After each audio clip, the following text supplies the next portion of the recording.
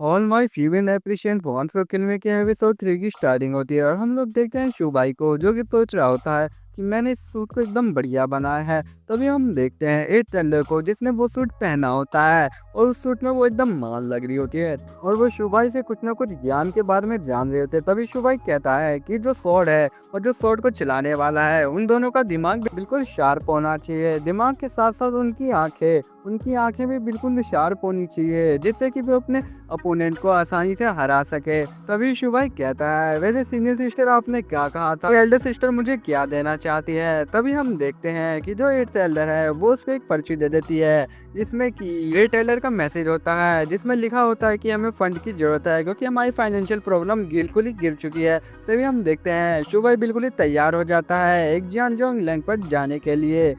तभी eight Elder कहती है कि मुझे नहीं पता कि ग्रेट एल्डर ने हमारा सारा पैसा कहाँ पर लगा दिया है। तभी हम देखते हैं जो शुभाई है वो कहता है कि मुझे पता था कि ग्रेट एल्डर इतनी बेवकूफ़ है लेकिन इतनी बेवकूफ़ है ये मैंने कभी भी नहीं सोचा था। तभी एट एल्डर कहती है कि जो लोग हैं वो सूप डम्पलिंग खाना पसंद करते हैं। तभी भाई कहता है कि सफ़ेद और बड़ा बड़ा। तुम लोग क्या सोच रहे हो, यहाँ पे शिवाई पॉर्क की बात कर रहा है। तभी जो एट एल्डर है वो कहती है कि क्या सफ़ेद क्या बड़ा बड़ा, तुम मुझे सही से बताओ। तभी जो शुभाई है वो कहता है कि मैं अभी सोचा था सूप डम्पलिंग के बारे में लेकिन मुझे नहीं पता है कि उसके अंदर कैसी स्टफिंग डाली जाती है।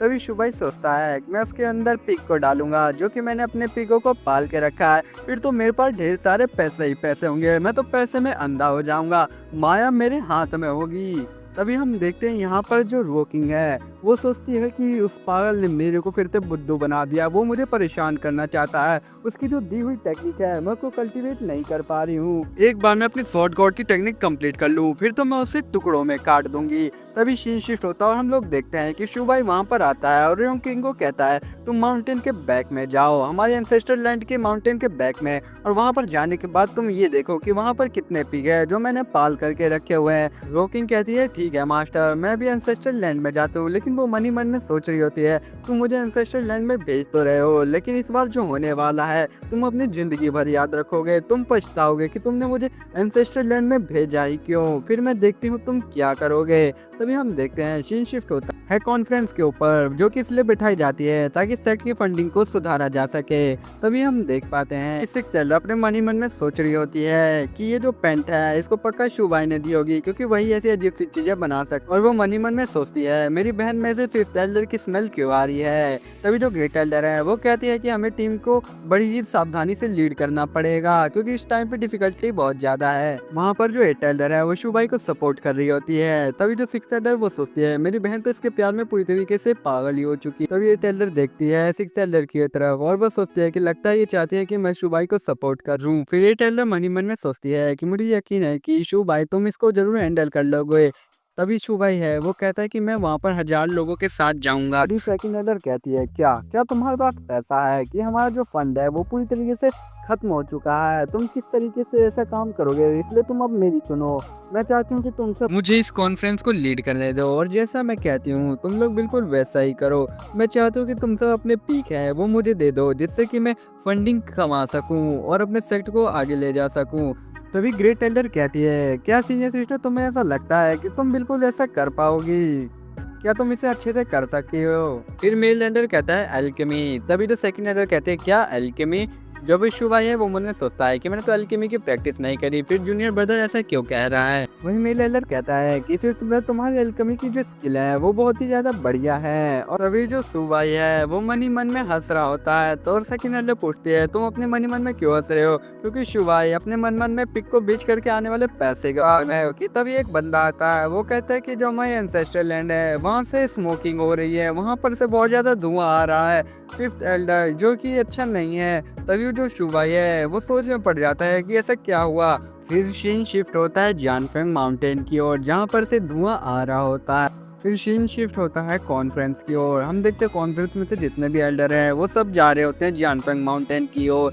तभी वो जो जूनियर एल्डर है यानी कि जो मेल एल्डर है उसको किसी चीज़ की खुशबू आती है और वो होती है पिग की। तभी वो सोचता है अरे यार ये तो एक पिग की खुशबू है, मेरे तो पेट में चूहे कूद रहे हैं और ये जो पिग की खुशबू है ये तो बहुत बढ़िया और लाजवाब है, ये तो जानफेंग पिग की तरफ से आ रही है, चलो मैं भी वहाँ पर चलता हूँ, इसी बहाने मेरा पेट पूजा भी हो जाएगा। तो ये जो शू भाई है वो बहुत ही ज़्यादा घबराते हुए जा रहा होता है और सोचता है कहीं मेरे पिग वो सब मर ना गए हो। फिर हम रोकिंग को देखते हैं जो कहती है एंसेस्टर्स मैंने तुम सबको ग्रीटिंग दे दी है नए साल की, अब देखती हूँ मास्टर तुम मेरा क्या कर सकते हो और आगे तुम क्या करने वाले हो, मैं वही देखना चाहती हूँ। तभी हम देखते हैं जितने भी स्टूडेंट होते हैं वो सब आते हैं और आग बुझाने की कोशिश करते हैं।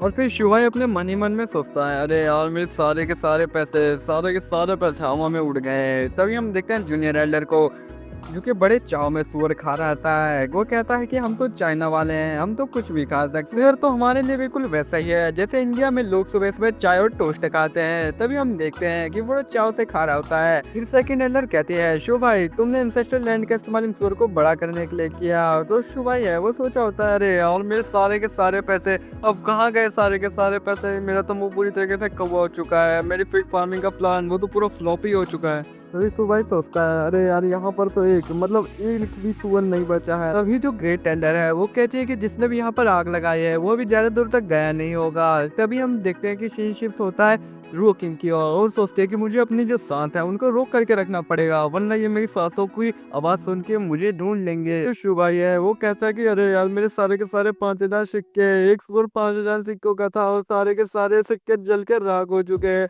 मैं तो कहीं का भी नहीं रहा। तभी वो जो सेकंड टेंडर है वो कहती है कि अब ये कोई भी मायने नहीं रखता कि तुमने एंसेस्ट्रल लैंड को कैसे डिस्ट्रॉय किया, अब तुम्हें 50 साल के लिए बंद कर दिया जाएगा। तभी वो जो एट टेंडर है वो आकर के शुभाई का डिफेंस करते हैं और कहते हैं कि शुभाई ने ये आग बिल्कुल भी नहीं लगाई। तभी जो नाइन्थ एल्डर है वो मन ही मन सोच रही होती है ये से कपड़े तो मुझे भी चाहिए जो कि सीनियर ब्रदर ने एट एल्डर को दिए हुए हैं, काश मेरे पास भी ऐसे ही कपड़े होते। तभी वो जो नाइन्थ एल्डर है वो मन ही मन सोचती है सिस्टर मैं तुम्हें इससे अलग नहीं करना चाहती हूँ लेकिन मेरे पास अब यही एक चांस है कि मैं शुभाई के लिए कुछ ना कुछ करूं।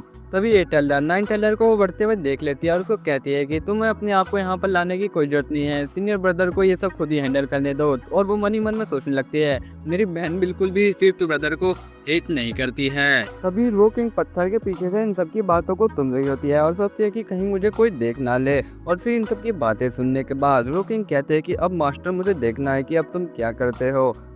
तभी सेकंड एल्डर शुभाई को कहती है मुझे पता चला है कि तुम्हारी जो डिसाइपल है वो यहीं पर आई थी और फिर ने ये सब काम किया है, तो तुम बताओ तुम अपनी उस फीमेल डिसाइपल के बारे में क्या कहना चाहते हो और यहाँ से भागने की कोशिश बिल्कुल भी मत करना। तभी हम देखते हैं तू भाई सोच में पड़ जाता है कि और सोचता है कि अगर मैंने रोकिंग के बारे में इन सबको बता दिया तो बेचारी की तो पूरी जिंदगी खराब हो जाएगी। मुझे नहीं पता है उसने ऐसा क्यों किया लेकिन मुझे किसी भी तरीके से उसको बचाना पड़ेगा। तभी हम देखते हैं कि चीन शिफ्ट होता है रोकिन की तरफ और वो सोचती है कि पिछली बार मास्टर ऑफ तुक से तो बच ही गए थे लेकिन इस बार मैं देखती हूँ कि आप क्या करोगे, इस बार आपका बचना बहुत ही ज्यादा। तभी सुबह सोचता है मुझे यकीन नहीं हो रहा कि उसने एंसेस्टर गेम में आग लगा दी है। तो अगर आपको वीडियो पसंद आई हो तो वीडियो को लाइक करो और चैनल को सब्सक्राइब करो गुरुजी एक्सप्लेन पे। अगर आप चाहते हो कि इसका पार्ट जल्दी आ जाए तो जल्दी से कमेंट करो, तो कम से कम 10 कमेंट करो जिससे मैं इसका नेक्स्ट पार्ट कल ही ले आऊँगा।